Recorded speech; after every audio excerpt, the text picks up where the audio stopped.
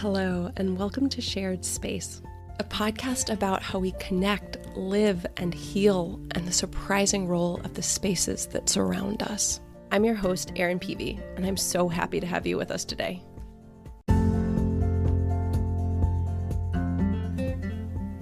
As humans, we evolved in community. People were gathering in small tribes to support one another, to provide protection and warmth and food and care for one another's children. And given that this is our basic nature and our basic DNA, being completely autonomous and independent is a survival threat. Our basic need to be interdependent, to be relying on one another, remains today, even though the backdrop of humanity has been transformed over the centuries.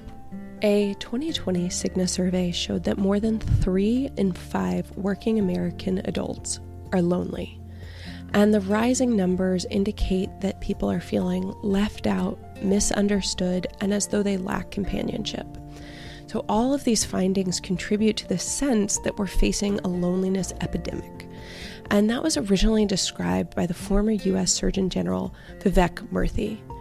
And what Dr. Murthy explored as the Surgeon General was, what is this underlying cause throughout our communities that is really underpinning different symptoms? And what he found is that loneliness and social isolation have been linked to a whole range of different health outcomes. And the research indicates that it's been linked to sleep loss, ill health, dementia, premature death, and even heartbreak, quite literally. And these effects to our health are as harmful to our life expectancy as a 15 cigarette a day smoking habit. Yes, a 15 cigarette a day smoking habit, which can make loneliness potentially even more detrimental to our health than obesity. So we know that loneliness can increase the risk of death by 26%. Social isolation can increase that risk by 29%, and just living alone can increase it by 32%. Yes, living alone can increase your risk of death by 32%. But there is a lot of good news. And so the good news is that being socially connected can reduce that risk by 50%. So that is cutting it in half. So that's one of the reasons why we're talking at all, why I created this podcast. It's to be able to talk about how we can be more socially connected with one another. Because right now, as we're moving into this COVID era, for lack of better words, what we're realizing is that we're not just faced with an economic recession. We are also facing a social recession, where we are being pulled out of our natural rhythm of connection. And we're having to shelter at home, be socially distant from one another, and all of this can have long-term health implications if we do not address them, if we do not find different ways to be socially connected with one another. So it's important to say, what's the difference between loneliness and social isolation? I know I'm using both terms, and they're oftentimes used within the same breath, but they are actually distinctly different. So social isolation is this objective measure of being alone. It's not having many relationships or infrequent social contacts. However, loneliness is subjective. It's this feeling of being alone and the discrepancy between, how much you want to be connected versus how much you actually are.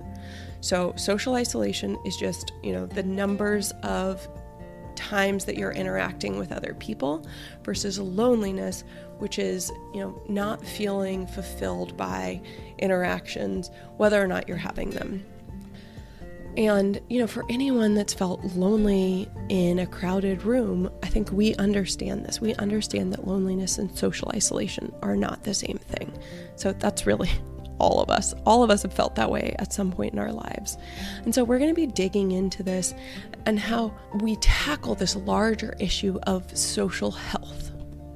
So social health is tied to things like belonging and trust, social cohesion, which really just means the strength of bonds between members of a community, or things like social capital, which is that tangible and intangible benefits that a person reaps from your social network.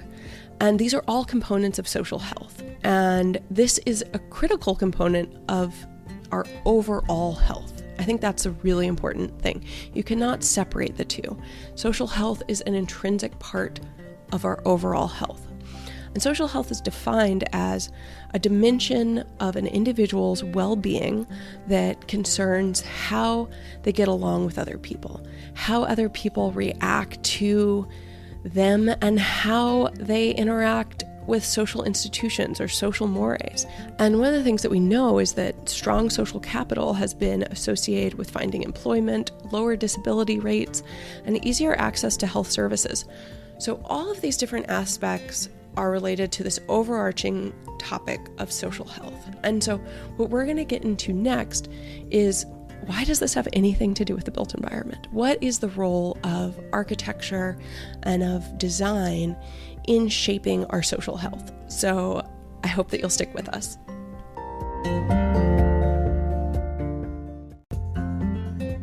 Thank you so much for joining us on this episode of Shared Space. If you enjoyed this episode, I hope you'll take a minute and subscribe and rate on Apple, Spotify, or wherever you get your podcast. And check out my website, erinpeavy.com, for more information on loneliness, social health, the built environment, and so much more. We are constantly sharing research and other resources on there and would love to hear from you. I hope your day is filled with honest emotions, kindness, and connection. Take care.